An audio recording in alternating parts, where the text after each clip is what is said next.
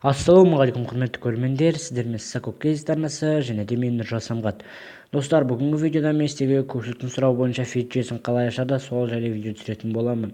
Жалпы фид жүйесін ашуды көбісі адам білмейді екен. Мысалға, фид жүйесі дегеніміз ол мінекей мына кезде видео плейлисттен шығып тұратын және де каналдардың көрініп тұруы. Бүгінгі видеода мен сіздерге соны қалай істейтінін айтатын боламын. Ол үшін ең алдымен Google Chrome'ға полная версиямен кіреміз. Жайдем елден поворот экранды қосып қойыңыздар, егер де өздеріңізге ыңғайлы болуына байланысты. Так, мен қазір қосып қояйын. Вот, аударылды.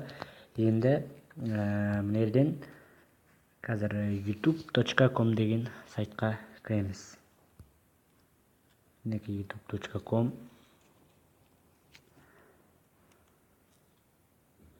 youtube.com-ға кіргеннен кейін мына жерден полная версияны таңдаймыз.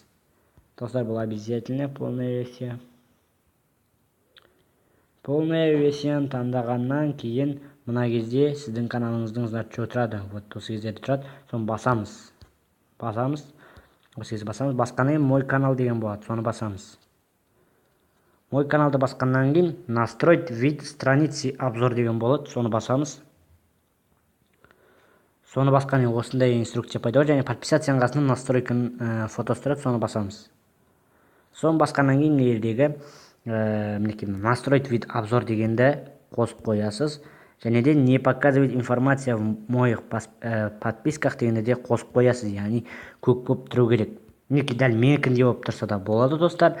Вот осы кезде сіздің фид жүйеңіз ашылады. Мысалы, мен вид обзор дегенді алып тастап сохранитті басайын. Қазір менің каналымның қандай өзгеріске ұшыраған өздеріңіз көретін боласыздар.